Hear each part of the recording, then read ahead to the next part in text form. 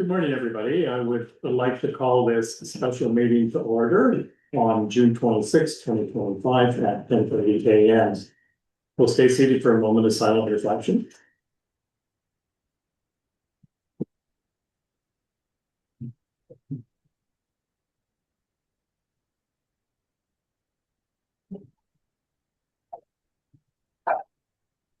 Thank you very much. As we gather this morning, I acknowledge on behalf of Council and our community that we are meeting on the traditional territory of the Algonquin people. We thank the Algonquin people and express our respect and support for their rich history, and we are extremely grateful for their many and continued displays of friendship. We also thank all the generations of people who have taken care of this land for thousands of years. Are there any declarations of pecuniary interest in the general nature thereof? Seeing none, then we'll move to correspondence. Is there any correspondence from staff? No. Thank you.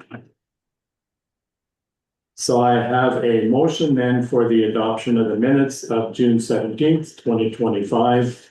And it reads that Council approves the June 17th, 2025 regular council meetings as presented, council minutes, sorry, as presented. And I get a mover moved by Councillor Robinson, seconded by Councillor Reddy-Schonkel. Any additions, corrections, or omissions? Seeing none, all in favor? That's carried. Thank you.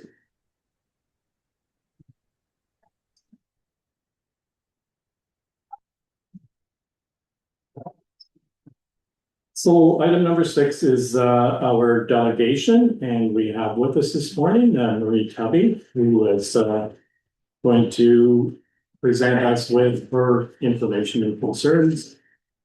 Thank you, Marie. Got a good seat. Yes. If you can just tap your microphone. Please. No, you turn it on. I'm sorry. Okay. Thank you very much for letting us as neighbors and that express our views. We really appreciate it. So we are coming to express our disappointment in the fact that this group, the Nowhere Festival, is being allowed to come into our community and given a permit for loud electronic music until 4 a.m. This was done with no consultation with neighbors and businesses that are on their fence line feet away, let alone the many houses and cottages up and down Highway 60, Bonnechere River, and Wilbur Lake. I feel that people being greatly affected by NAW's decision need to be heard. We all moved to the Ottawa Valley to live, cottage, or do business for its beauty, tranquility, and peace, expecting that is what we would have. This event is conducive to harmful behaviors and in no way do we feel represents the beliefs and integrity of our community of North Algona Wilberforce Township or Renfrew County as a whole. Mr. Fernandez assured people that once they're in the event, you're in, you cannot leave. If you do leave, your wristband is cut off and you cannot enter again. So if that truly is their policy, then it really is not going to be an asset to our local businesses that I can see. That being said, the question, what is the value of this music festival? It will put a strain on our emergency services, cause a disturbance to the peace of your taxpayers, not only in NAW, but also in the neighboring towns, with traffic issues and noise into the early morning. It's been our experience in the past, being neighbors of the Ravens Knoll for quite a few of their festivals, that they often go until early into the morning. If this is being done often already without being given an exemption to the noise bylaw, chances are the music will not end at the extended time of the bylaw. They have said they would have an 8-foot fence around the perimeter, so wondering how they are going to use the beach area, which clearly states on their Facebook page Daytime beach access will now be open to everyone. If they are not going to have an 8-foot fence around the perimeter, then their festival will be along the fence beside our campers at Frontier Trails, who are looking to come camping for a peaceful weekend. I realize that NAW was told music festival, which is true. I've been contradicted several times for calling what kind of music festival it is. They have stated on May 1st on their online site, "We know our rave family is always the best dressed." NAW, this is not a country and western music festival or a rock concert. This is a rave as stated on their own site. A rave, as stated on Google, is a large, often all-night dance party, typically featuring electronic music, elaborate light shows, and a strong sense of community. Raves are often held in unconventional spaces like warehouses or outdoor locations, and are known for their high energy atmosphere and emphasis on dancing. Raves are often associated with illegal drugs. People who have attended raves have noted violence and injuries. A few quotes from their site on Facebook are interesting. "Looks ambitious for Wilberforce, but wishing the organizers good luck. To bring you," this is somebody from New Zealand, "to bring you fresh 140 plus deep, dark beats." Somebody wondering what the crowd size will be. Attendees for this type of event can go anywhere from 1 to 20,000. And then somebody stated that they have stated that it'll be 5,000. Then somebody else commented, "This festival is dog do. The promoters are greedy. Go to something more equitable for attendees." These are just some of the things that are coming up on their site that I thought people should hear. Most of these festivals take place in a desert or some isolated area. We feel it would be wise to revisit the permit for the noise bylaw, and we as neighbors cannot understand why they are not required to have an event permit for 4,000 people beside a business, homes, and cottages, as an event permit are listed on the NAW website. We, as a group of neighbors and surrounding community, feel this would be more harmful to our area than any good, especially with the abundance of drugs and alcohol, and inconvenience of traffic, excessive noise, and use of our emergency services. From my understanding, they have asked to hold the Nowhere event in our area at Camp Walden, Palmer Rapids, Killaloo, venue, and have been refused admittance or run into excessive resistance by those in the area as well as other areas. And note that Palmer Rapids has a country and western or bluegrass music festival every year, but they did not want this music festival. Maybe we should be asking ourselves, why did the other municipalities not want a rave music festival? Is the $5 a ticket and whatever else is being offered to our NAW council worth what is going to cost in emergency services and so many other ways? Renfrew County seems to already have a reputation for a higher than other places for drug overdoses. We as business people and taxpayers in NAW and Renfrew County feel like we also deserve a voice. I hope our concerns have not and will not be falling on deaf ears. We ourselves at Frontier Trails have been in business here in NAW for 39 years. We have brought thousands of people to Renfrew County through our camp over the years. We have built buildings, bought supplies, offered many jobs. used many other tourist attractions in our area, and fed many people from all over the world. It has been a great place for kids and families to come for a peaceful retreat from the busy city life. We have taken many children from the community and that were underprivileged in foster homes. We did a police camp last year. And we have been doing this for over 50 years altogether.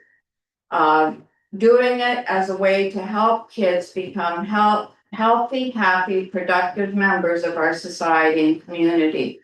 And I think that would be the goal of each one of our neighboring families here. We have loved this area, and it has been a great place to bring up our 6 children who grew up here, and of which 5 are still in close proximity to Eganville. Obviously, our area has something that will keep our kids in the area because it is a wonderful, beautiful, peaceful town. Now our 14 grandchildren have had the opportunity to also enjoy our area. I think that is what all our neighbors would like for their kids. That's why they decided to live here. We ourselves pay in 2024 around $13,000 in taxes to NAW, and all of these neighbors pay taxes, and we would like to be heard by our council. There are many reasons for our concerns: the traffic on Highway 60, the stress to our emergency services, police, ambulances, fire next to our homes. Do we want all this traffic on our highway when our most precious resource, our children, are getting on and off of buses? Do they have the space for these many people? Can our fire department handle the fires if they get out of control? Does the township have a plan in place to handle mass casualty incident of a crowd this size, like happened in Algonquin Park this summer or last week?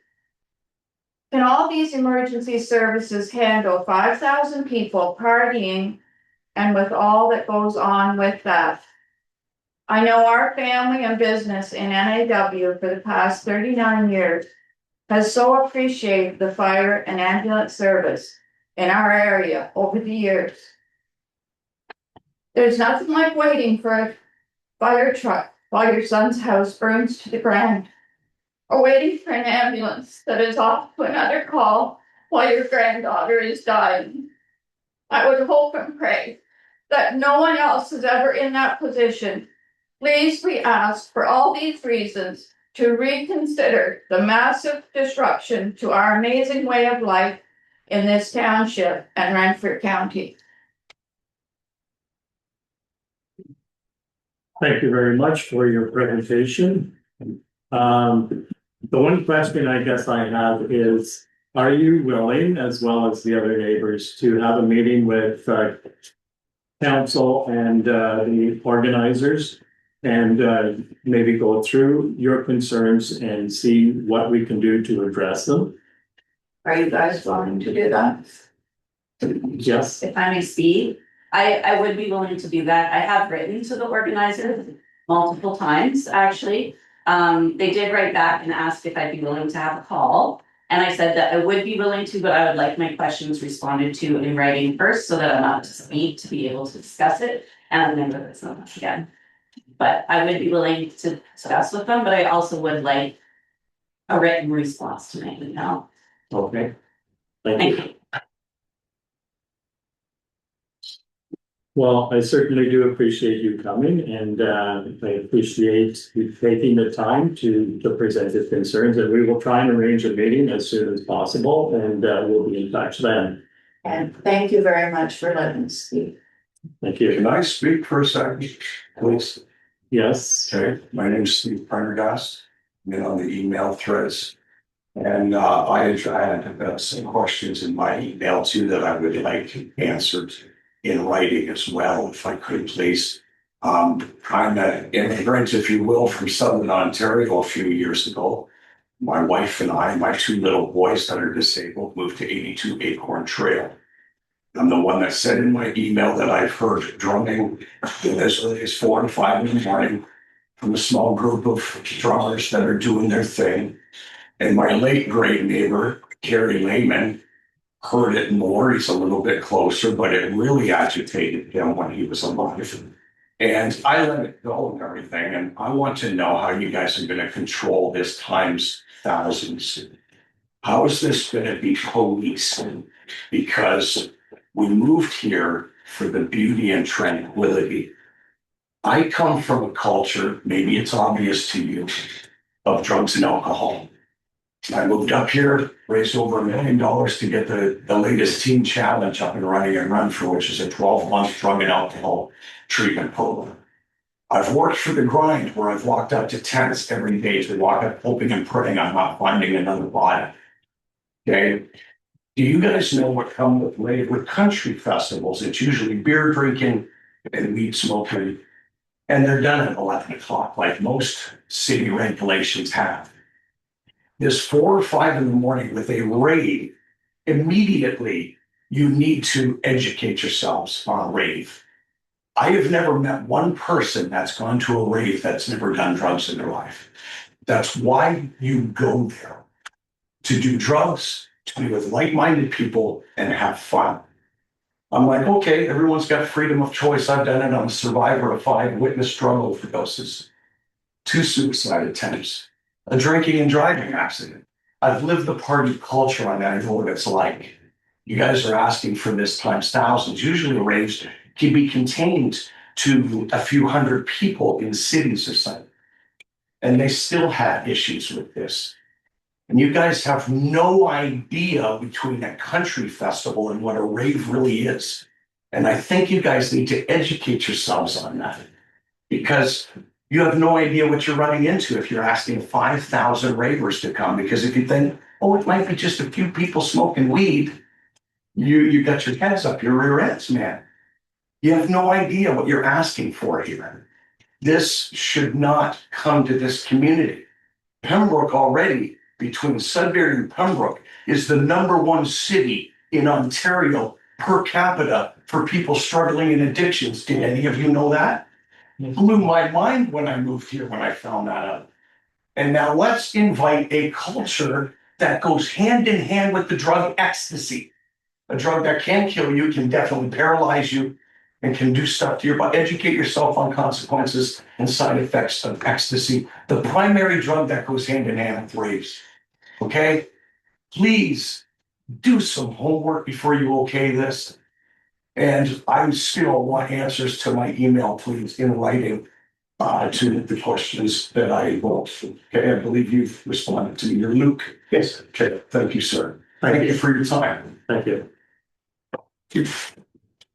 So I have a resolution that council accepts the delegation presentation as information, moved by Councillor Buckwald, seconded by Councillor Burge.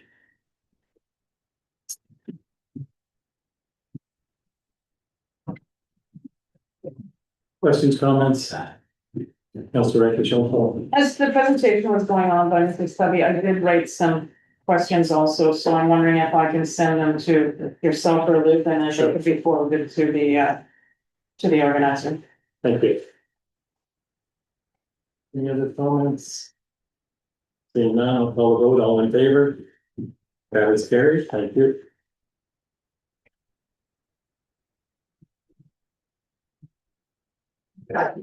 So we will be in touch then as soon as we can get a meeting organized. Thank you very much. Thank you. Thank you. Thank you.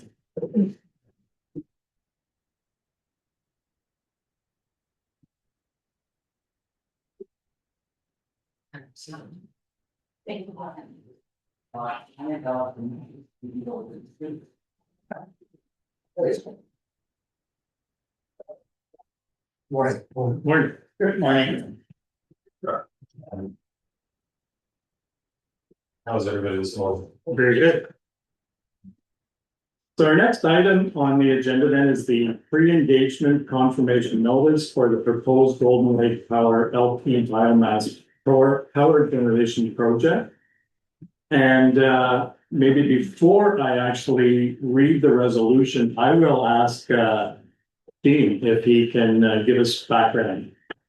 Can I hand out this Sure. presentation? can I just stop in for one sec? Also, we have from Dean's team on Zoom who's gonna have a PowerPoint presentation as well as presentation. Okay, I'm not sure how much time we have, but. Can make it short if I need to, or as long as we need to. well, I'm sure there'll be questions from council, so. I'd like to spend whatever time is necessary to get the questions that take. This is, well, all we do is-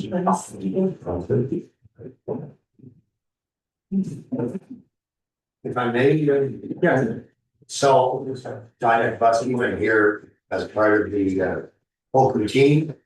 Engaged on this project more at the provincial level. But I do want to point out that I have another commitment, so I may not be able to stay for all of it. I don't want you to think I'm walking out on it. Okay, appreciate it, thanks. You're probably busier now, retired than still before. Okay, so my name is Dean Felber and I'm the owner and president of Ben Oakham and Son. Many of you know who Ben Oakham and Son is, all of you do probably. Ben Oakham was my grandfather and I've been at the company for 32 years. John Yakubuski, when he retired, everybody knows John Yakubuski very well. He has agreed to join the Ben Oakham and Sons team as an employee, and he is a governmental affairs advisor. A project like we're talking about is very sizable with lots of moving parts to it. And to bring it to fruition, one of those big moving parts is engaging a different ministry within the government. So that's what John is helping us with. So I've got a team online as well, Scott Frick and team from CEM Engineering. Hello, Scott. Good morning. Can you hear me? Yes, I can. Awesome. Thank you. So I've prepared a little presentation here and I can walk through it. And if anybody has any questions along the way, I'm not familiar with the format here, Mayor Bros. So if I step out of line, please scold me accordingly. No, I think sometimes it's better if council can ask the questions as they come up. And if that's okay with you, that's what we'll do. Yep, absolutely. So this project, we have named it Golden Lake Power Limited Partnership. It's a limited partnership between Ben Oakham and Son and CEM Engineering. Who is CEM Engineering? They're an engineering firm located in St. Catharines. They have 45 staff there at that location, and they also have 2 other locations, I believe, in Burlington and in Calgary. So CEM Engineering have designed, built, and helped commission over 50 cogeneration plants. Majority of them are in Ontario. Some of them are wood-based, some of them are natural gas and other feedstocks. Why are we looking at this project? We're looking at it because it's about survival for not only our company, but for our industry. We have a critical problem with the forest industry in Ontario in general, including in the county here. We have a lot of low-grade wood growing in our forests, and we don't have adequate market for it. What happens if we don't cut that low-grade wood? Well, that low-grade wood eventually dies. It becomes a fire hazard, an insect hazard. The land never fully gets utilized to its full potential. So you had a number of pulp mills closed down over the years. You remember 2008, the biggest one that in my time was the Portage G4 Smurfit Stone plant closed down. So they consumed over 800,000 tons of wood each year. So we were one of the suppliers to that plant, 800,000 tons from Eastern Ontario, Western Quebec, within a long distance. So that went in 2008. Then the board plant in Pembroke shut down into bankruptcy in 2008, and thank God it reopened here a few years ago. We had a number of other ones that have shut down. Trenton shut down this year. Temiskaming has 4 different plants up there, and they've shut one of them down, and there's rumors that a second line will shut down up there. Thurso had a big plant as well, and it shut down in 2019. So we're seeing a lot of these low grade users exit the marketplace. And part of our being is we have to be able to market that low grade wood. So an opportunity has come up with the Ministry of Energy. Ontario has identified that there will be a need for a lot of power generation in the province, electric cars, growth in the province, in industrial and in population. So that's very well defined on the Ministry of Energy site. One of the things that the Ministry of Energy has done is come out with a procurement of power called LT2, long-term 2. And they will be accepting proposals for the building of solar, wind, biomass plants, biomass like we're talking about, and natural gas. And so we have never seen in my 32 years in the industry the level of support from the province to our industry like we're seeing with this government for rural affairs and in terms of forestry and our industry. So we feel now is the time to go forward with an application to LT2 that is due on October the 16th. And what will it mean for Ben Oakham and Son in our industry? So I'll go through the summary and some of the background. I won't maybe go through every single point, but if there is a question, please jump in and let me know. So we plan to use 150,000 green metric tons of pulpwood and wood residues. So about 50% of the wood that we want to use will be pulpwood. We have enough wood residues on our own. Wood residues, I mean bark, sawdust, and chips that we're producing out of our mill. We have enough to operate this plant with all of that low-grade wood. But our whole goal is to make sure of the survival of our business and the forest industry do our part. So we have to be able to use as much low-grade wood as we possibly can from the forest. That means bringing in as much pulpwood, roundwood pulpwood as we can, and chipping it. And why wouldn't we use 150,000 tons of pulpwood? Because the cost of the power coming out of using 100% roundwood pulp would be too high. We would never be successful with a contract. So the most we could use would be 50%, and then the rest will come from our own mill residues in order to get the average cost of that wood to where the power price would come out, where we feel we could be successful with the contract. What does it mean in terms of jobs? During the construction phase, we'll create up to 30 full-time jobs. The plant will create 7 full-time, well-paying jobs. And in the forest, another 15 full-time direct jobs will be created supplying the plant.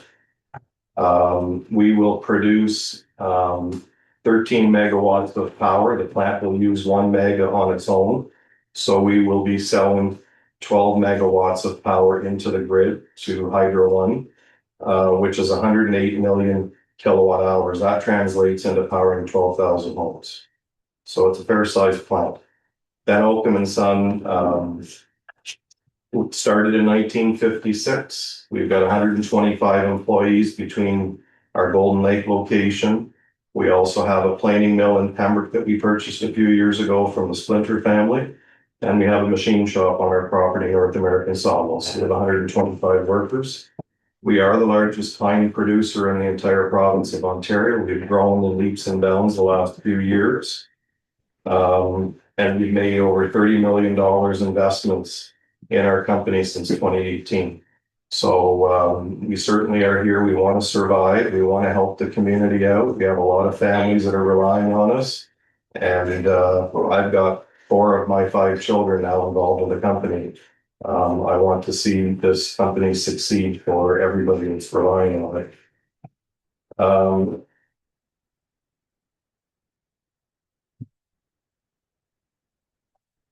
So the issues we talked about, the forest industry, as it is right now, has a bleak outlook because of due markets for a low grade wood. We need an answer for that. You know, there's lots of talk out in the marketplace of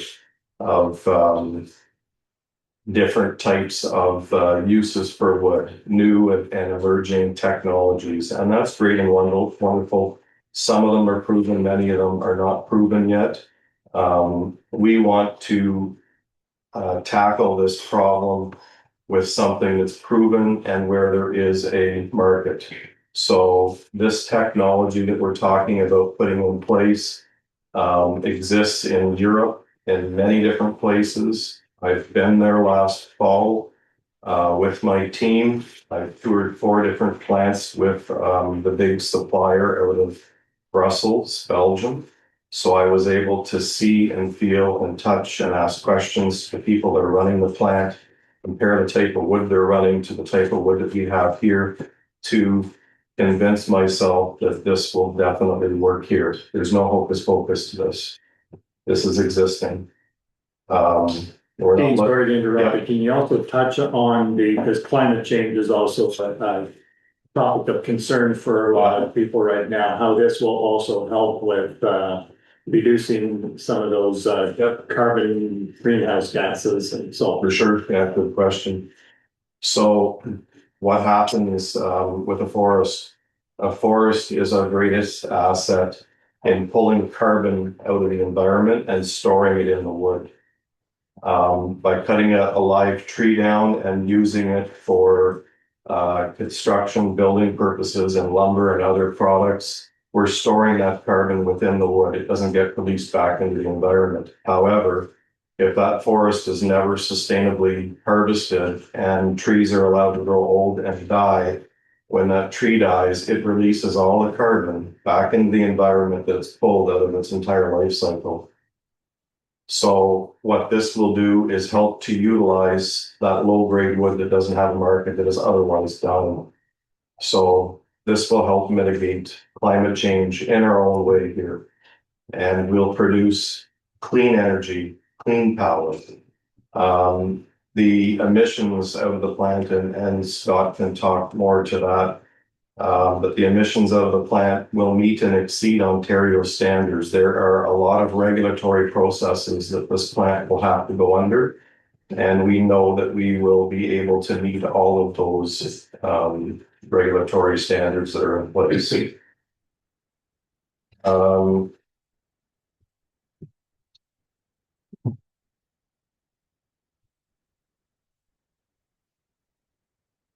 This plant will also produce a lot of heat. We have dry kilns that are operation. We just installed them about 3-4 years ago. If we didn't put the dry kilns in, we would have 30 people laid off right now because the forest industry is going through a recession right now. So the dry kilns enable us to heat treat our lumber or effectively protect it against pests, and we're able to move our lumber worldwide. Maybe you've noticed some white trucks with orange containers coming through the area here quite frequently over the last few years. And maybe if you haven't, maybe you will take notice when you're driving down the highway. They're going between our operation in Montreal along Highway 60. We ship probably 3,000 container loads of lumber from our place to the Port of Montreal since 2019, a new market for us. It's all going over to Pakistan, the Caribbean, and the UK. So a small little company that started here by Ben Senior and Ben Junior in North Algona Township on the shores of Golden Lake in 1956 is today shipping lumber worldwide and providing a good living for a lot of folks. So we're pretty proud of what we're doing. Those kilns have enabled us to do that. If we didn't have them, we would not be able to ship our lumber outside of our borders because they require a heat treatment certificate. We want to expand that because that's where the market is. We need more kiln capacity. We are burning propane in those dry kilns right now because we don't have natural gas in our township. I don't think it will likely ever come to our township for many years. Propane is very expensive and it's a fossil fuel. So this cogeneration plant, cogen means two products, electricity and heat. So the heat that comes out of it, part of it will be used to heat our dry kilns. So we will be replacing the propane. Again, that's a very conscious climate change decision that we're making there. Future kilns will also be powered or heated with the heat from the cogen plant. Yes, go ahead, Paul. You sound much longer in the States. We used to sell 75% of all of our lumber to the US. And about every 8 to 10 years, we hear about all these trade wars with the US. And that's been going on for a long time. So I remember in the, I don't know if it was 2004, 2005, we had another trade war. So between our company and our sales partners, we decided we better get out of the US because, it was doom and gloom every 8 to 10 years. We were on our backs, we were laying people off. It was horrible relying on the US market. So today we are shipping less than 2% of our lumber into the US. We've developed more markets in Canada. Sure, we're taking less money for that lumber. But that's why we had to make all these investments. We've got the most automated sawmill in all of Eastern Ontario, Western Quebec. It's pretty amazing. So we can produce lumber as efficiently or more efficient than most in our space. So that enables us to compete in the domestic market and internationally. So, yeah. Thank you. Anybody know what our number one product is out of Oakham's? White pine. Used to be, still is a big part of us. It's red pine actually. So timbers, 4x4 and 6x6. So over 1/3 of our production are timbers, and they all go to Bancroft to be dressed. And then they go to a few different pressure treating plants between Bancroft and Peterborough. We are the single largest producer of timbers for the pressure treating market. We are over 1/3 of the entire Ontario marketplace. The next largest to us in that timber market is 1/3 of our size. So we sell a lot of our product, half our product goes into the Home Depot stores in the GTA. And the other half goes to the timber marts and the independent lumber dealers throughout Eastern Ontario. Go ahead, Councillor Robinson. Just another question. Do you do the wood byproducts at all, or you just go into? As far as finished products?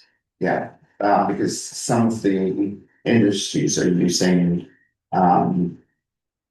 variations of wood products to do building. So I was just wondering if you do anything like that. Well, I think something close to that would be some of the flooring products that are being made in Quebec. There's 2 large plants there, and they typically would make 3/4 inch solid hardwood flooring, and that's very expensive to produce. So in the case of these 2 plants, what they're making now is a engineered flooring where it has a 1/4 inch piece of solid hardwood on the top, and they use a 1/2 inch piece of red pine on the bottom. And we are the largest supplier to 2 plants, one below Quebec City and one around Montreal. So that's an engineered product, and that really has taken over the marketplace over the last 8 or 9 years, I guess. So we're shipping truckloads and truckloads into those 2 plants that will keep them going. Last year, we saw over 41 million feet of lumber on one shift in the 2 mills. So that's a lot of wood. We bring in about 6,000 trucks a year are coming in with wood material into our yard. 6,000 trucks. That's a lot of trucks. It's huge. And we have about 5,000 trucks go out of our operation. How do we have 6,000 coming in, only 5,000 going out? Because our lumber comes in green and heavy, and we keep it in our yard and we air dry it. It loses all of its moisture and its weight, so we can put more on after it's squared up and it's dry. So we cut down on the trucks going. So that's 11,000 trucks in and out of the operation. So what's this gonna do with the plant? Is it gonna have an impact on the road or on the, on the highways with, all this extra wood coming in to feed the plant? No, I can say it'll have zero impact. Why is that? Because, a big portion of our bark and chips and sawdust will now not be going out of our yard. We're gonna use that as a plant. So about 2,000 truckloads will not be going out of our plant. They'll be used on site. And there's about 2,000 new truckloads of pulpwood will come in. So one will replace the other. So no net increase in the amount of truck traffic, which is pretty important. And also the pulpwood would be coming from mostly the immediate area. So it'll come from our timber licenses, our suppliers. We have a lot of suppliers, private land suppliers, crown suppliers, Algonquin Park, for example, will be bringing wood into us. But our bark will stay here, and typically our bark goes down to GTA, Kitchener areas. So we're putting a lot of fuel on this material and trucks to take it out, but we'll be putting a lot less fuel into trucks to bring the wood in. So again, a good climate action change. The value of this project, in my presentation of $50 million, that is still being honed down. It's between 50 and 60, we believe. So it's a large investment. The contract from LT2 from IESO Hydro One Ministry of Energy is for 20 years. So that's the length of time we're looking at. And we also have future plans. I'll just touch a little bit on it because we're here today with the cogen. But so we have a planing mill in Pembroke, and our plan is to relocate and build a new planing mill on our Golden Lake site. It makes sense to have it all there. And we intend on expanding our offering of dressed products in the market. We sell a lot of rough product in the market and some dressed, and we plan on expanding that dressed. So those jobs will come here to the township instead of where they are at Pembroke. And we ship all of our timbers down to Ugrest and Bancroft, and that will stop. They will all be dressed here. So the jobs will come here for that as well. We also have plans to put in additional dry kilns and drying capacity. So that will gain us more margin, more ability in the marketplace worldwide. And we don't plan on growing our overall production volume. We just plan on getting better at what we're doing and putting the things in place like the cogen plant for survival for our company and our industry. So that's the end of my part of it. I would ask Scott then to provide some information about the actual plant, the technical parts of the plant. And then I think if you have any questions, I'll let Mayor Bros and Scott set the rules and how we want to handle those. Just maybe before Scott gets started, John, how long do you have before you have to leave? I was going to be leaving at 11:30. I could probably stretch that to 11:45. Because I'm enjoying this presentation and stuff. This guy here, he said, I'm not a public speaker. My God, I couldn't think of anybody who could better articulate what's happening here with this project. It's amazing. But that's what you get with 32 years in the business. There's not too much about it he doesn't know and understand. Okay, well, In fact, there's nothing he doesn't know and understand. Well, I hate to say that. with that, then we can turn it over to Scott. I'm going to move over to that chair over there so I can actually. Okay, happy to be here, folks, and good morning, everyone, by the way. Unlike John, who's very humble about his theoretical lack of ability to make presentations, I'm an engineer, so I definitely am not very good at making presentations. But since this is a technical discussion on my part, I hope I'm going to be able to satisfy any questions you may have.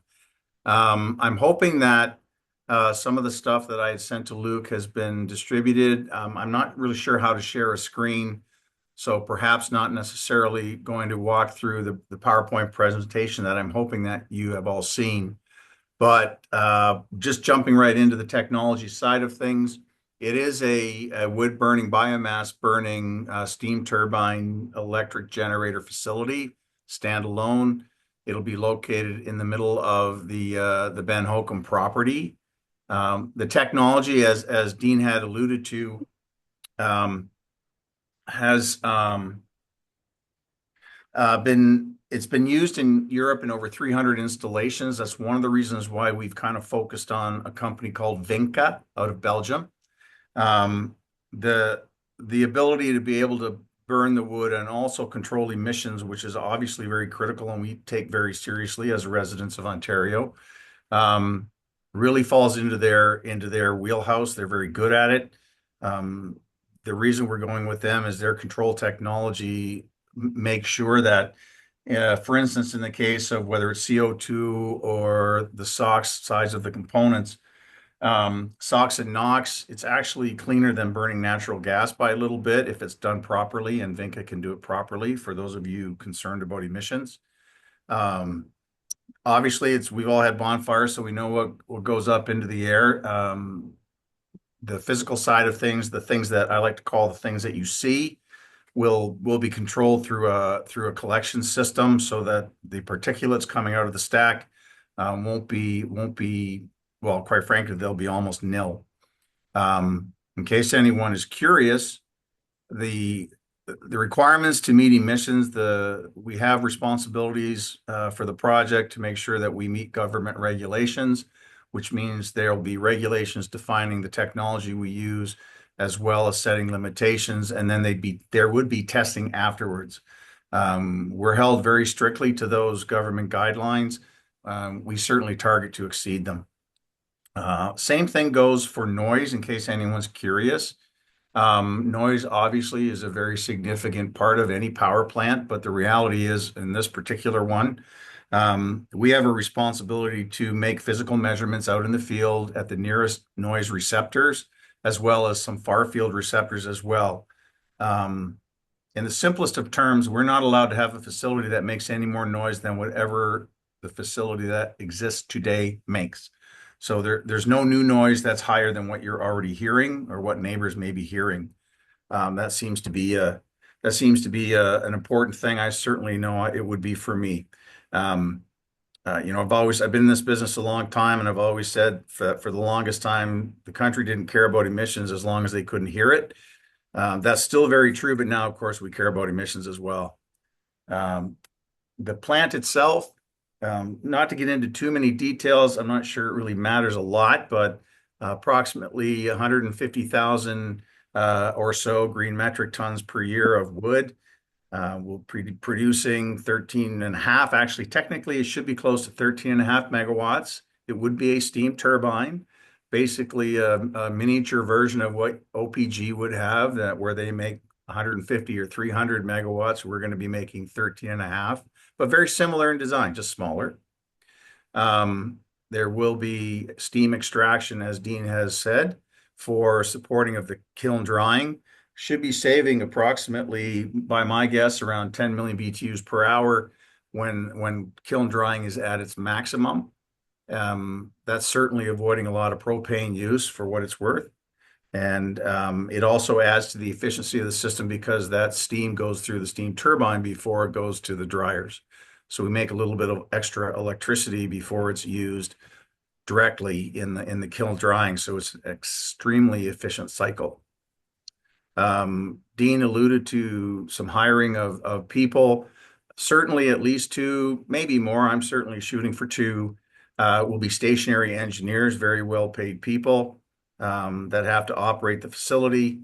We'll be going through a permitting process that we work with the Technical Standards and Safety Authority in Ontario, actually Canada, that defines the type of plant you have and how many qualified licensed stationary engineers work there. It's just not going to be somebody like me who may be an engineer but isn't a stationary engineer. There's actually a very strict process involved, and that is what will be done for some of the hiring. It's not just a haphazard not that Dean ever would, but it's not a haphazard process. You can have confidence that the facility will be operated by people that know what they're doing. Maybe to get into a little bit of technology, if someone has seen the pictures, the actual boiler is pretty cool, I got to admit. Sorry, you can't share the pictures, can you? Yes, well, I can if, It helps to see it. which Yeah. one? Over this one. Sorry, go ahead, please. I'm just gonna open the PowerPoint presentation and, Awesome. but my computer just takes a second. Right. Well, what hopefully you're going to see the reason that Vinca is as good at what they do, is the design of the burner portion of their boiler is like a moving floor. It's like a set of stairs. It really is like a set of stairs where every second step moves, and the wood. There is. Just go back one. Is this good here? No, it has to go back one. I'm sorry. Yeah, see there, so Scott will explain that. Go ahead, Scott. Okay, I can't see it, but I'm going to assume it's on the screen. There should be a picture that's a side view with some flames and awesome. Okay. The way that works is wood is introduced, obviously very carefully, because you don't want the fire going into places you don't want. But the wood progresses down that set of stairs. It dries first, then it catches fire, and then obviously it combusts. And then the fire slowly dies, and it makes its way to the bottom of the steps. It's very interesting. What's very interesting in this design is the reason that works the way it does is because every second step moves, and it actually pushes the material down to the next level, to the next level, to the next level. That's where Vinca's claim to fame is, and it works exceptionally well in terms of controlling the fire, if you will. And then, of course, what you're seeing in red there, I hope it's red, is where the heat is actually captured and converted into steam. If anybody cares, it's 900 PSIG, 950 degrees Fahrenheit steam, give or take, which helps us to make a lot of power out of a relatively small steam turbine. Big boiler, big steam drum, all the conventional stuff.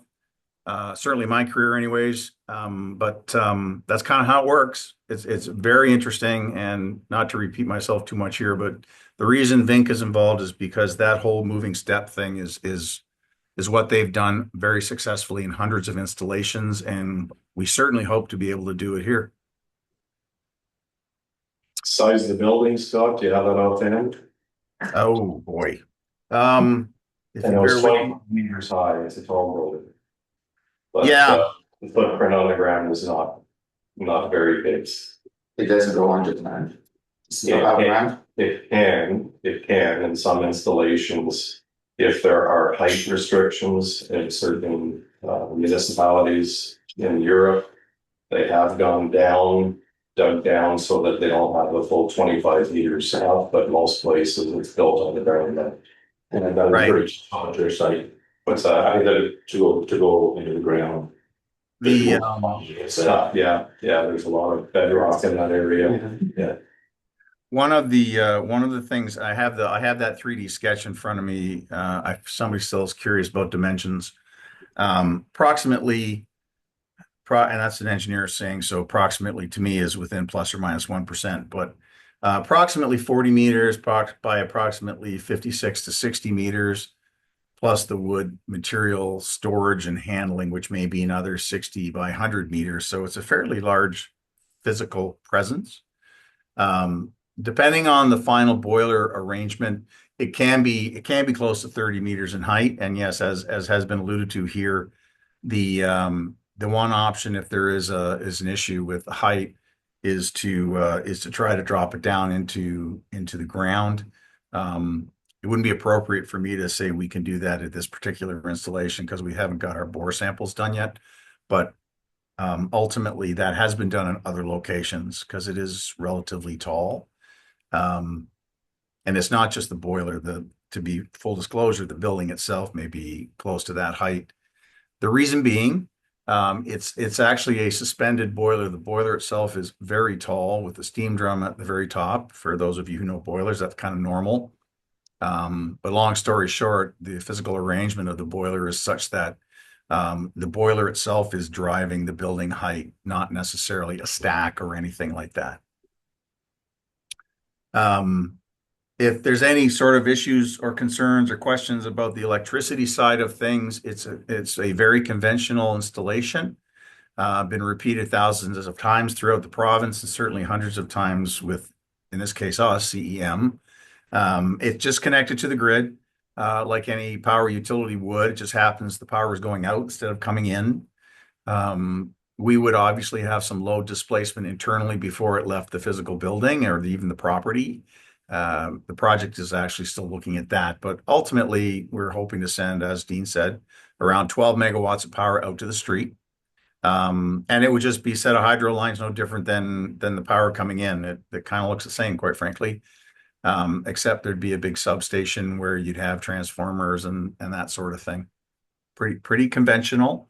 No surprises, nothing new, nothing shockingly innovative other than obviously using modern equipment and technology, but it's pretty standard. There's little to no risk of the project having an issue on that side of things. So that's the building, that's material handling. The part of the facility will include an area to temporarily store all of the biomass before it gets moved into the boiler. It's done through conveyors. It's done through a moving floor. In this particular case, where the material is dumped into the middle of a big building, and it's ultimately moved to a conveyor system, which brings it up to the boiler. It's all encapsulated. It wouldn't be open conveyors because that wouldn't pass the noise test, if nothing else.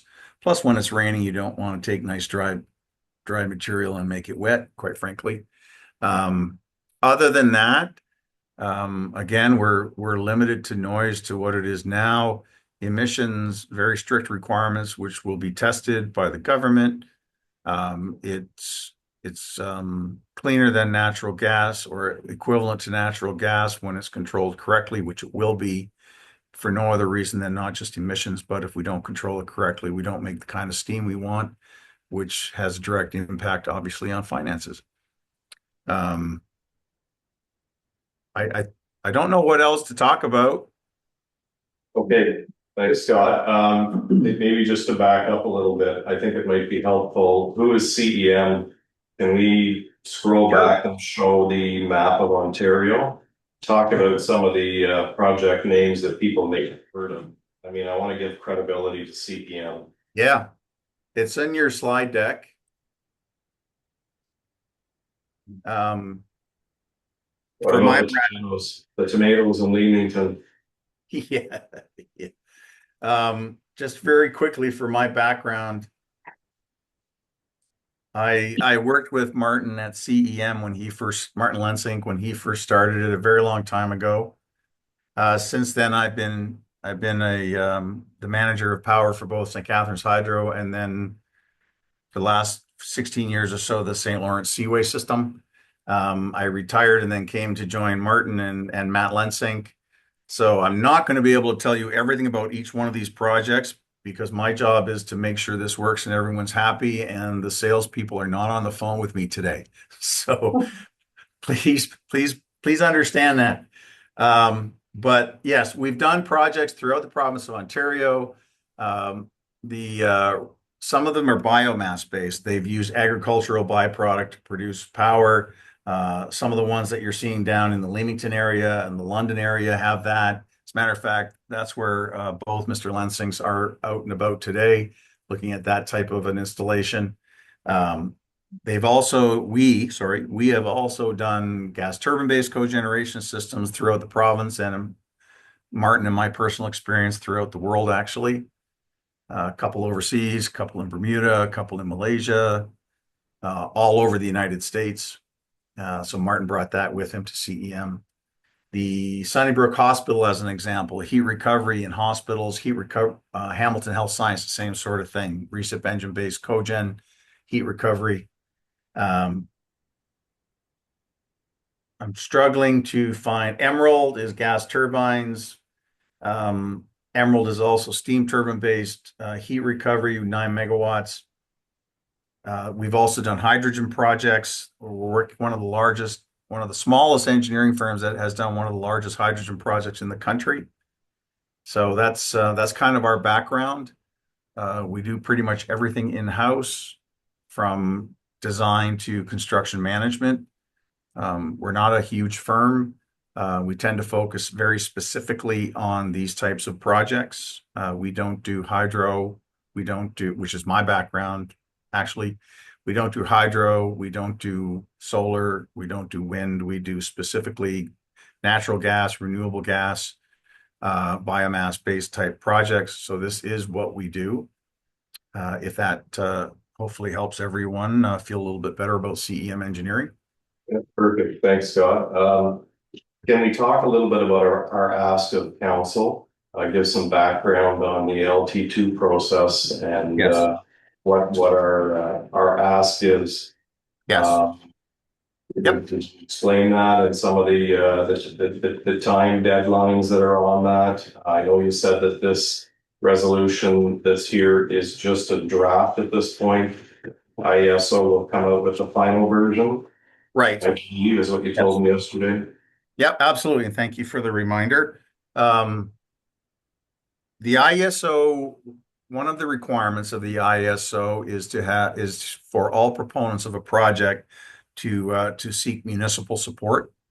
The way it's worded is that anything you guys want us to do, we have to do to get your support. That support is reflected in a document called the Municipal Support Resolution, which I believe Luke now has a copy of. It's a very simple document. We would actually fill it out simply because it's something we want to do for you. And ultimately, the council just has to support a resolution to support the project. And then somebody needs to sign it and stamp it. And we actually include that document in our submission to the IESO. And independent electricity system operator, just in case anybody didn't know what that was. Where we stand right now, the whole process, and it's not just CEM or Golden Lake Power, but everyone who's involved in the LT2, which this proposed project would be part of.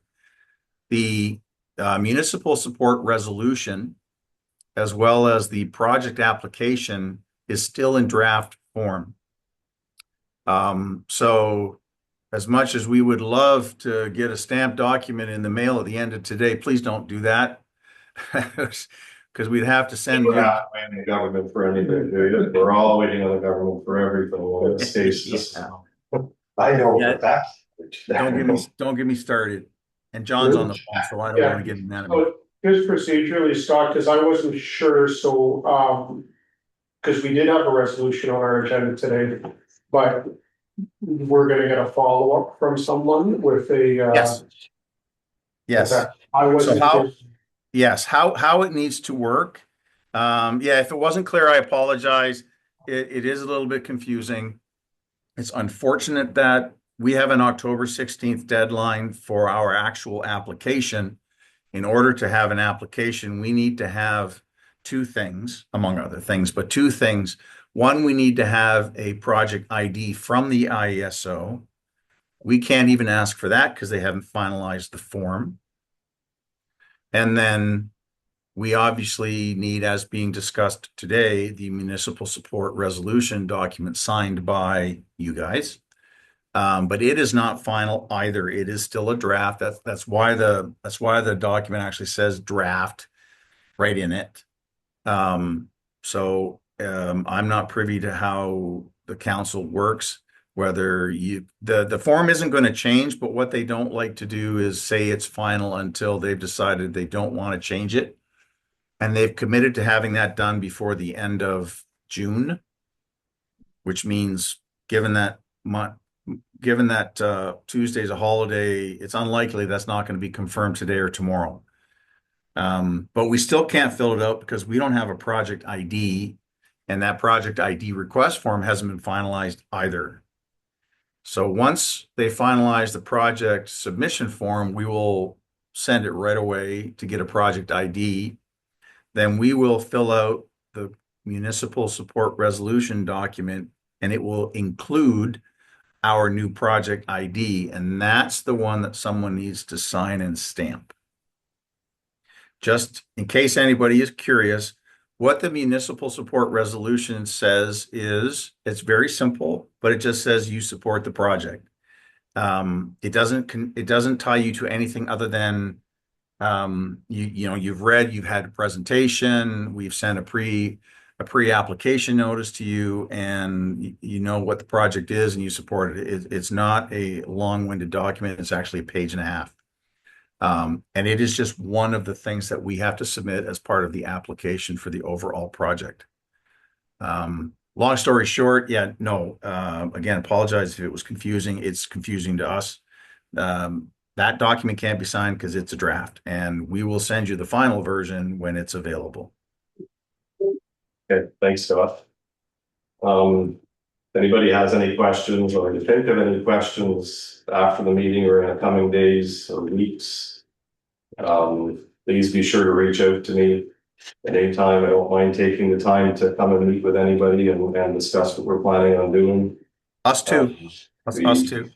Yeah, I can be here in 10 minutes, well, probably 20 minutes. I thought it was gonna be late today. I was only pulling in at 10:30, so thank God we had another presentation before I showed up. But yeah, at any time, if you have any questions, we certainly want to make sure that you are aware of what we're planning on doing, and we want to earn your support on it. We feel we're doing the right thing, and this has to be done for our industry. I think it's going to be an uphill battle. This is not a sure thing. This doesn't mean that we're going to get a contract from IESO in October. We're hopeful that we do, but there's a lot of moving parts to this. We're all working together as a large team to try to make this happen. So. Do you think you'll have enough biomass to support this over the years? All kinds. Yeah. There's Bill 3.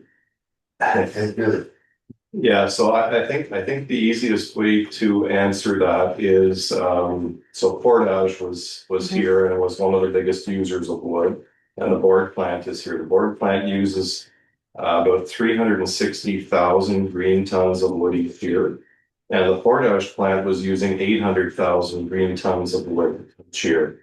The Portage plant didn't shut down because they ran out of wood. They always had us on quotas. They could only take so much wood because they get overloaded. They closed down because the sale of Kodak photo paper was no more with the digital advent coming out with phones and stuff.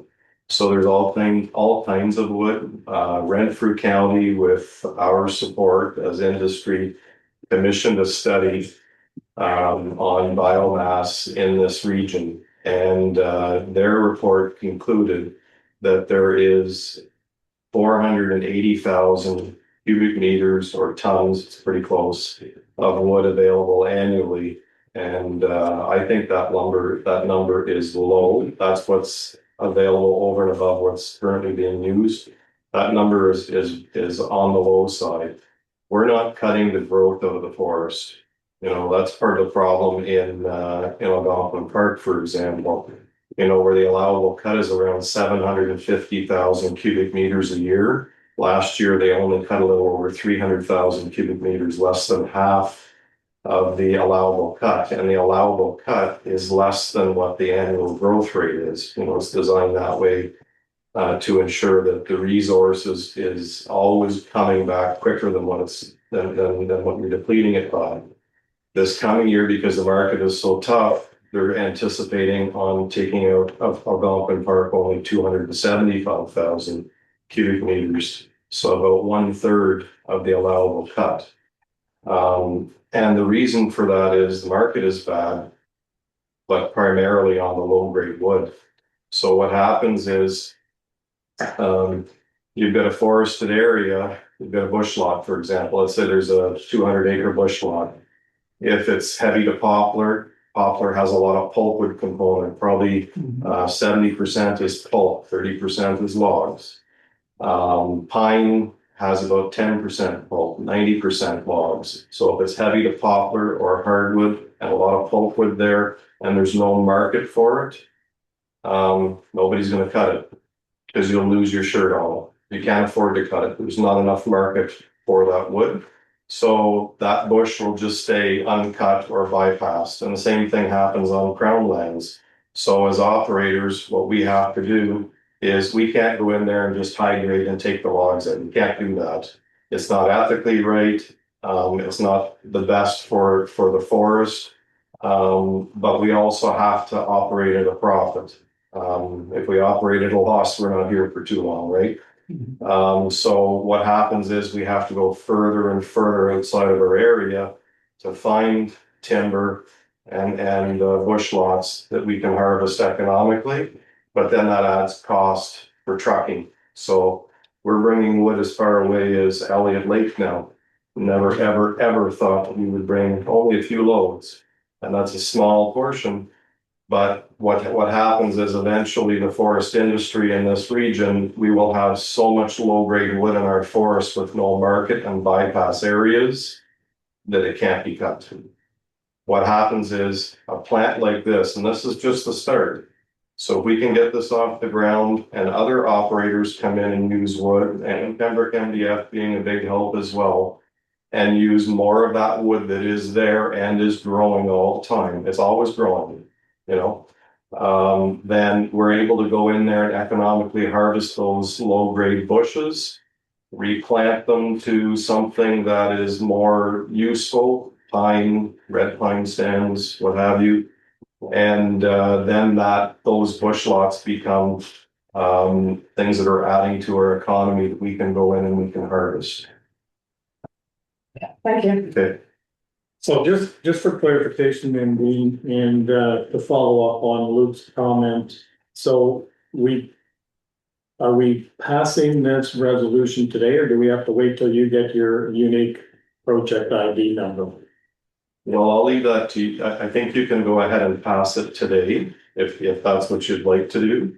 But the final document won't be available to sign until sometime next week.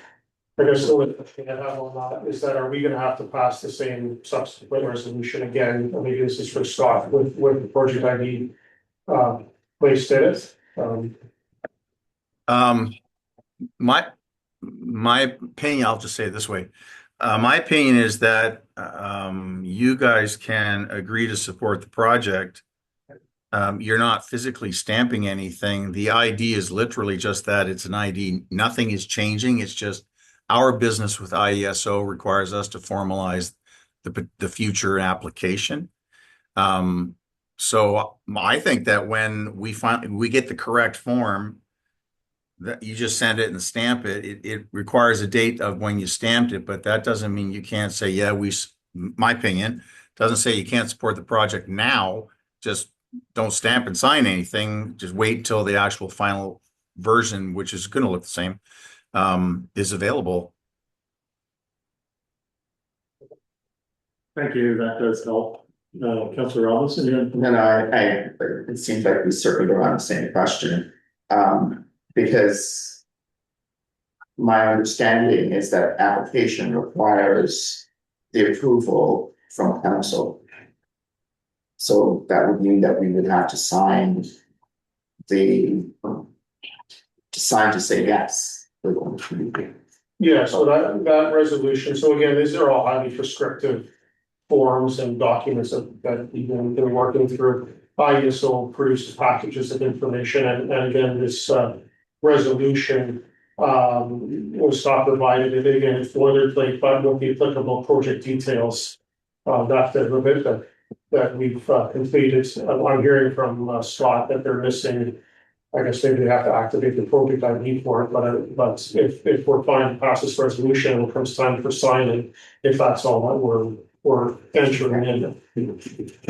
Just a question for Scott. Do they have to have a resolution of council, or can it be something that we've authorized the CAO to sign on behalf of the municipality as far as the confirmation of support goes? I'm reading the form. I think you guys have the form. The proponent is proposing to construct. The proponent has delivered a pre-engagement confirmation, which we've done. Project ID, legal name, name of long-term energy project, technology, maximum potential contract price, property identification PIN number, pursuant to the LT2, proposed to locate on. And then it says, now therefore be it resolved that 5, the council of supports the submission. The resolution's sole purpose is to satisfy the mandatory requirements of this application. Proponent has undertaken or committed to undertake indigenous, which we have, or might be. The municipal project lands include lands designated, they're not. Where the municipal project lands does include official plans, yep. The proponent has satisfied, yep. If the proponent is selected, the council will engage in good faith with the selected proponent to enable the selected proponent to complete an agricultural impact assessment, which there is none. Duly resolved by the local municipality on the whatever day of whatever 2020, in this case, obviously 25. And then signature lines for elected representatives, at least one signature is required. That's what it said. That would not be a full resolution involving both. Okay, that certainly helps. And maybe just before you go, John, and through Dean, or maybe Dean can answer it. So part of the challenge still from some of the information I read was the transmission line to carry the electricity to the grid. And is that something that the Ministry of Energy with these projects, are they involved in that as far as any monies or incentives for going forward with these projects? Definitely, and these are discussions that we are continuing to have. Because that is a critical part of the project, is being able to hook it up to the grid, the transmission grid. So we expect we'll have meetings in the month of July that will have further discussions with the ministry on this. Thank you. And I have to get a picture with Dean over there because our friends at Dean, the leader, they want us together. Like, working together. Thanks, guys. It was. You guys push me closer now. Thanks.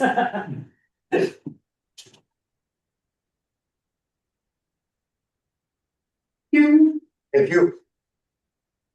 You like the pictures all Yeah, I know, and that. Why? I like being the guy in the back.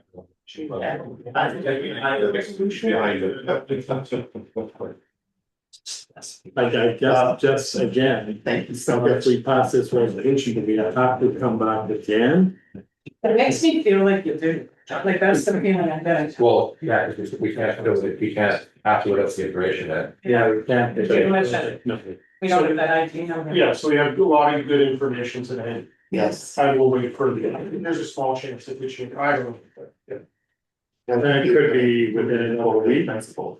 Yeah, just to forget. Yeah, if I could jump in here for a second, because I what you guys do is a little alien to me. I don't get to do this part very often. So first of all, thank you. And I'm very excited to be part of this. The reality is we have probably until late August to collect this type of paperwork if it's an issue for you. I don't think any of us are sensing there's a problem here in getting that support. We still have to wait to get this ID number anyways. That we hope that's next week, but that no guarantee anyways. So whether you agree to support it and then sign later or wait and do it all in one shot, that's obviously up to you guys, but I don't want any false hopes that it's all going to happen next Friday, just in case it doesn't happen next Friday. Felt I needed to say that. Thanks. Appreciate that, Scott. Scott, please correct our postal code. We always had a killing address for probably 65 years if we just changed it when we moved our office into North Algona Township. So it should be KOJ1XO. So we'll, it's done. Yeah. Oh, We have okay. knowledge of Highland. Yeah, office is up in LAS since 2019, actually. Thank you for that. And he's had some Killaloo on. Thank you. Elks. Scott, we will probably wait then until you get those final approvals or numbers from the province, and then we'll pass a resolution at that time. That's Okay. great. And as has been said several times, certainly Dean, Mike, myself, we're open to answer any questions you may have. If anybody wants to call me directly with some technical questions, I love talking about this stuff, so don't hesitate to reach out. I'm very happy. We're very happy to answer any questions you may have. And we're here should you need us. Yeah, absolutely. And if you want to come to the site for a little tour at some point, I welcome the council and staff to do that at any point. It's always nice to know what's in your backyard. So thank you very much for your time and your consideration. I certainly appreciate it. Well, thank you for coming. I worked with 45 years ago and the roof flew off the shed. Is that right? Oh, is that right? Wow. I remember that as a kid. It was a horrible thing that happened. Yeah, we had two gentlemen get killed that day. When that was gone off. Yeah. Almost like a win Saturday night. What's that? Almost like a win on Saturday night. Yeah, definitely. Yeah, it was but if they did a lot of destruction up in the Mattawa area. Yeah. Yeah. Great. Thanks again. Thanks very much. Thanks, everyone. Take care. Yeah. Bye. Bye.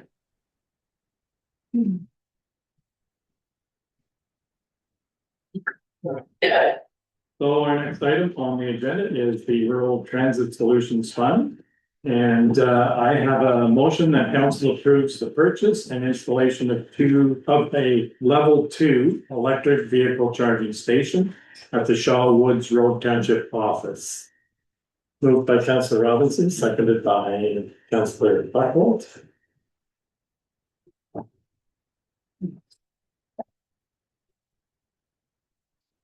And I'll just ask staff for the background if that's in.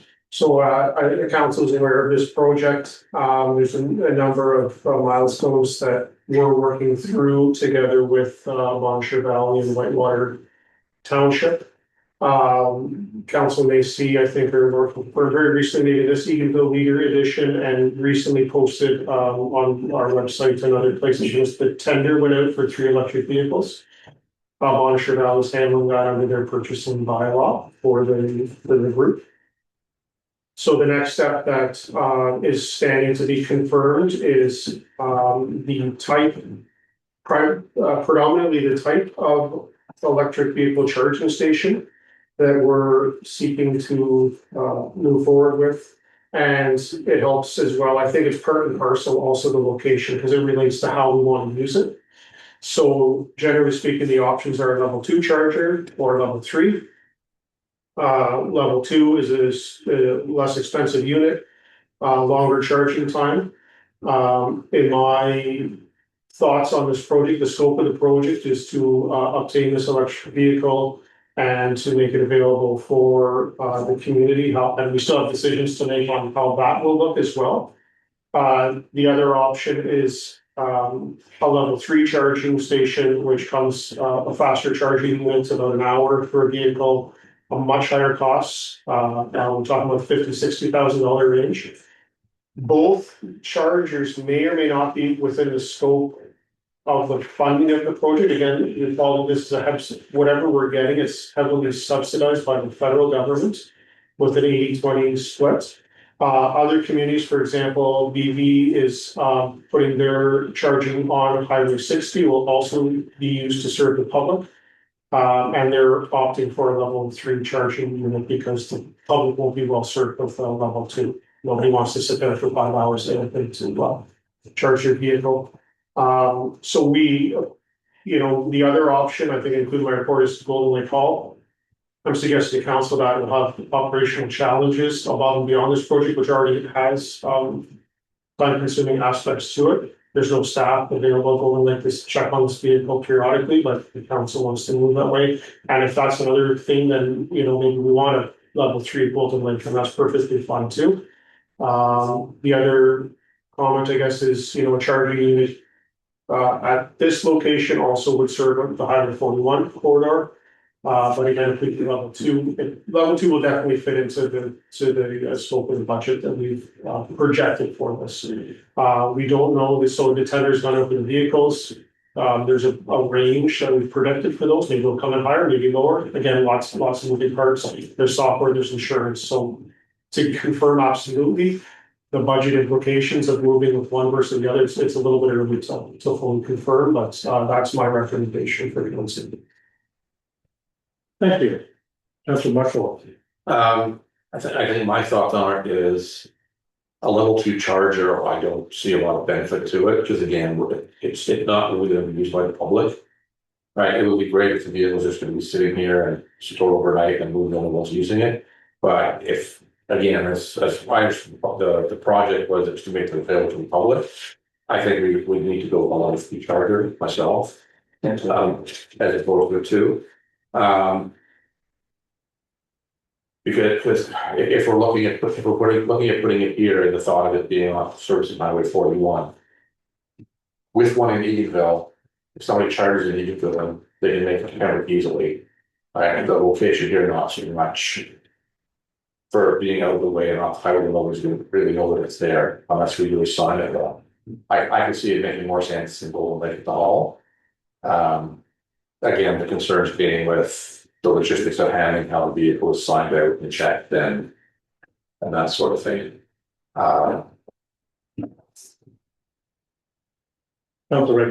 So like two things, like, is it still an 80-20 no matter if we go with a level 2 or level 3? Yes. Okay, and the second thing is, like where we put it, do we have the energy, like the electrical breaker, whatever we call capacity to be able to install them, wherever we decide to install them? You know, and is the hall the best place to put it? What about the fire hall somewhere out of the way?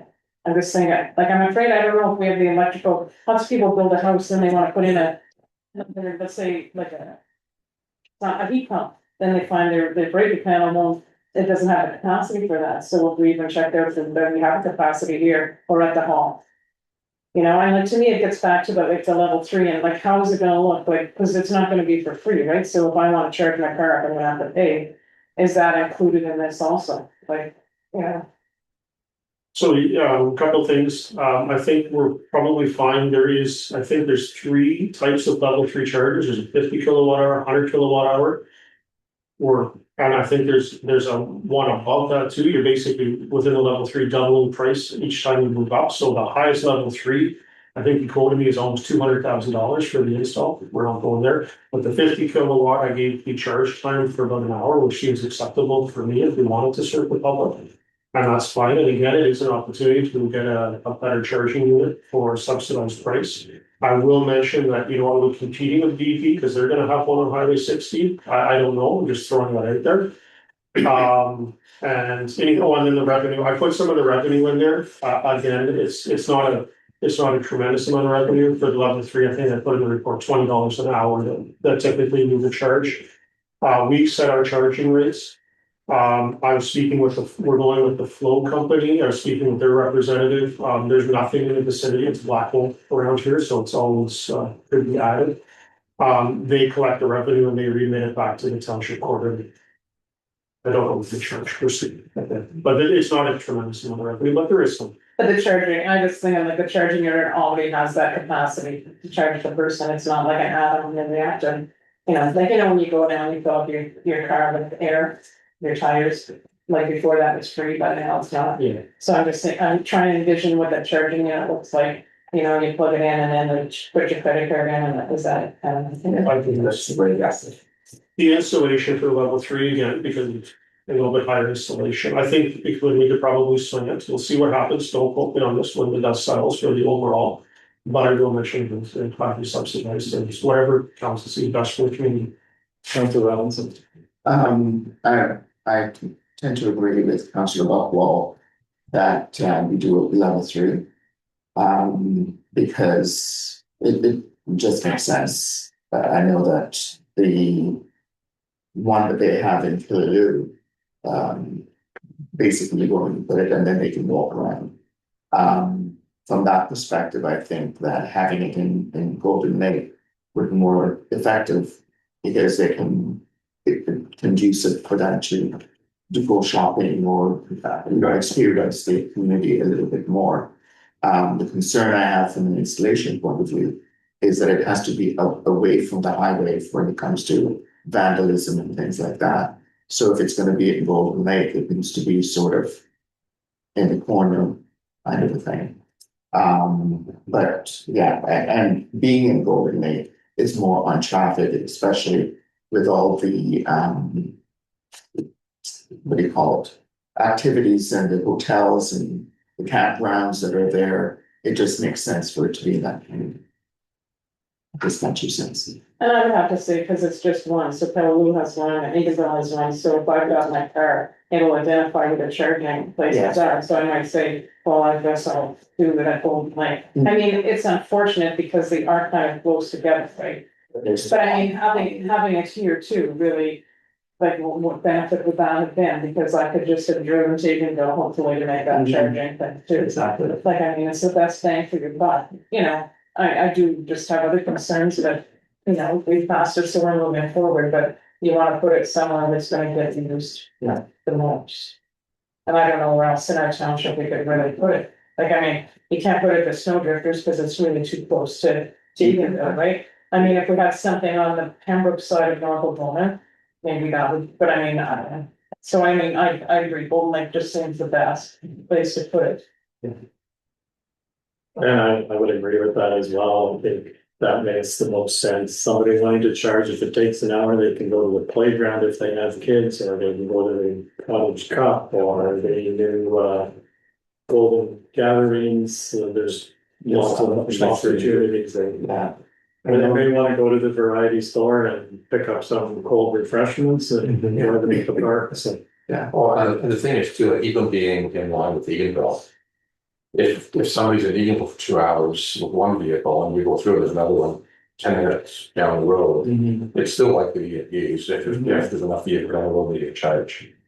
We're kind of at that distance point from Ottawa where the next major set of chargers are. Well, the other note is Pequotnacon's right there, and that's also another draw, especially from a tourist point of view. You know, that they can, yeah, they may have to walk, but they don't mind walking over there. When my girlfriend came in town and she did a little trip, she's like, oh, I didn't realize that, you know, all the things that are going on. So it just gives them that opportunity. gives them a reason to stop. Exactly. Explore. And explore, yeah. So. Do we need to change this? Oh, this is texting Laura, so we can, Laura, does this on the fly from time to time, so that's done. I'll be doing it today. Okay. So we'll change level 2 to level 3, and we'll change Shawlers Road to Old Lake Hall. Yeah. Yes. Yeah.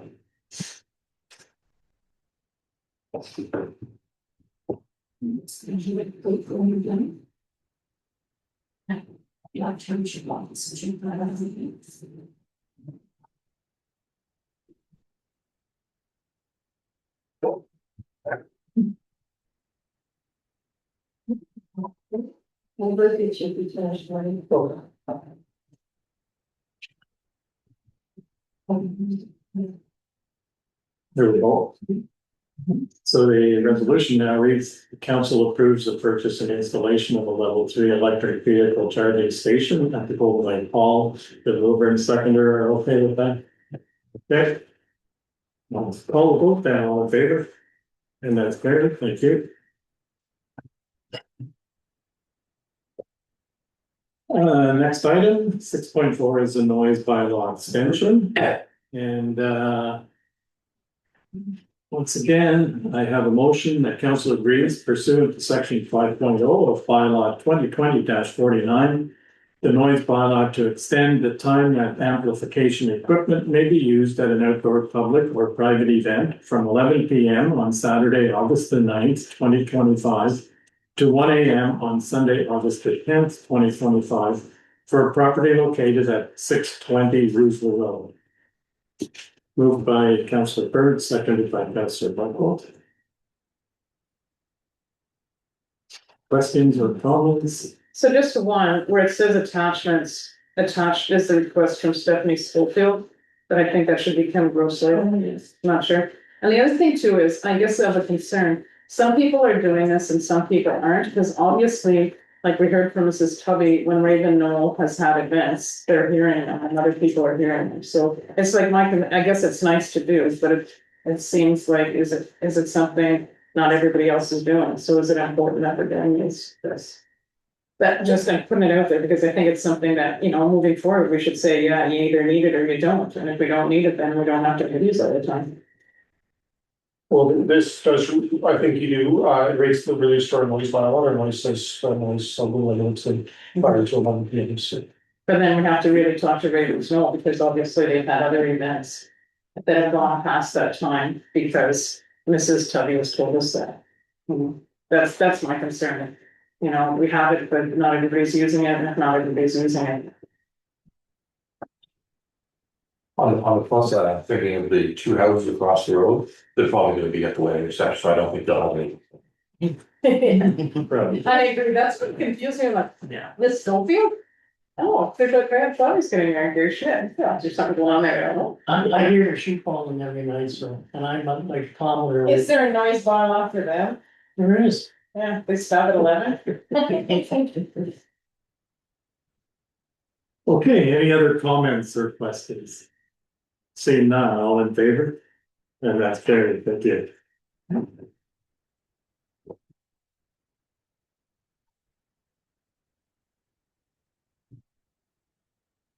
And item 6.5 is the WSIB surplus. I have a motion that council approves receiving the WSIB surplus rebate by way of a refund check to be allocated toward the succession planning reserve account. Moved by Councillor Robinson, seconded by Councillor Blackwell.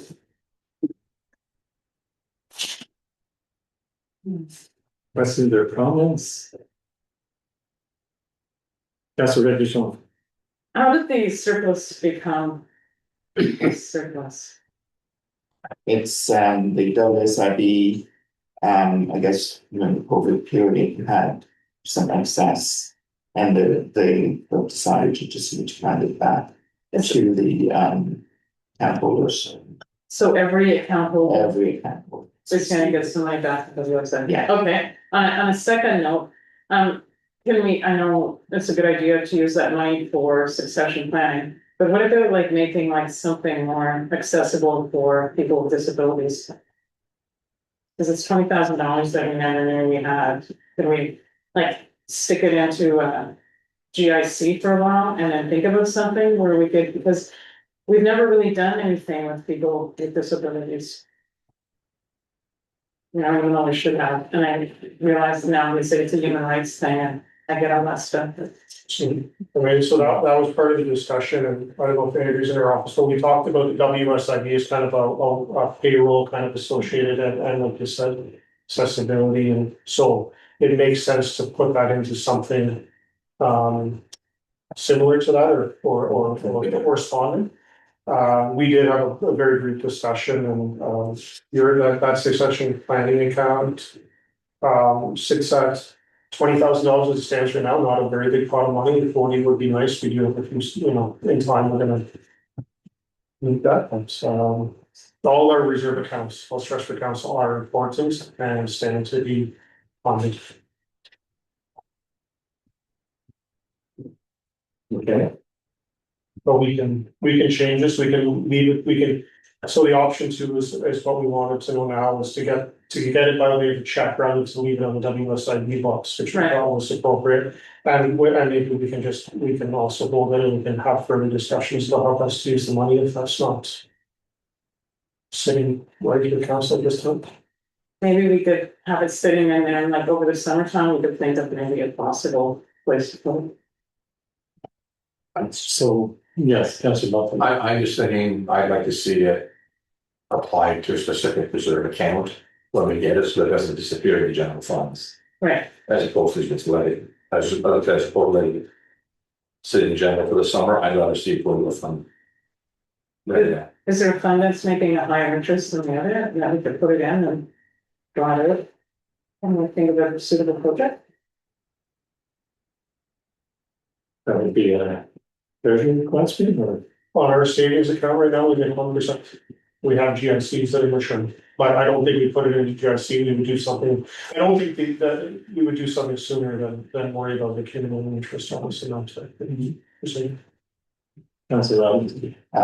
Because the WSIB is employee related, I would suggest that we keep it within that threshold. Because it's not money that came in for any other reason. Okay, so we can just hold this for now and we can, as we move forward, I hope to start some budget discussions. Early in the fall and maybe even late summer, so we won't forget about this and we can chat about it again maybe and we'll Yes. but take the check for now, maybe Laura, if you can just put, maybe just remove the last part of that resolution and we'll just make sure. Fine check. Yeah, we'll just make sure we'll be the check for now, so we'll update that.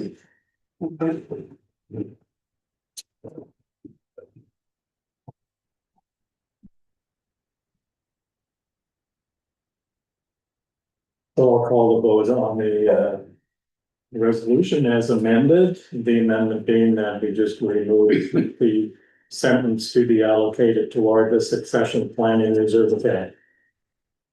All in favor? That's carried, thank you.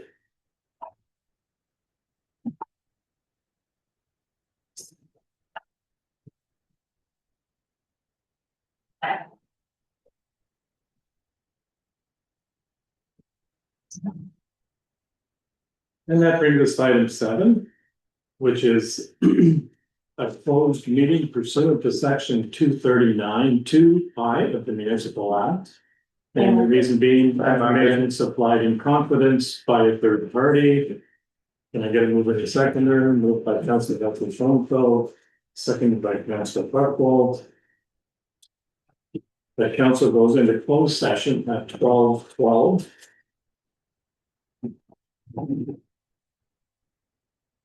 PM, what AM now anymore.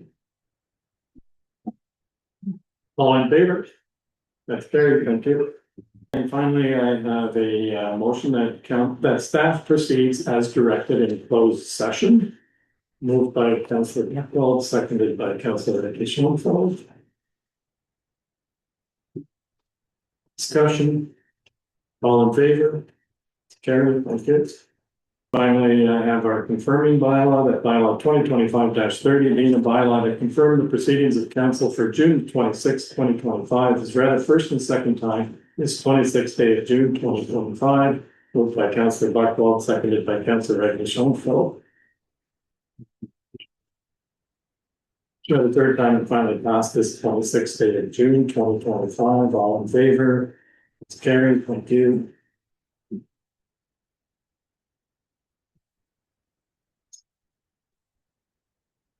And finally, I have a motion that this June 26, 2025 special meeting of council adjourns at 12:30 PM. Moved by Councilor Robinson, seconded by Councilor Schoenfeld. All in favor? It's carried. Thank you very much. We are adjourned.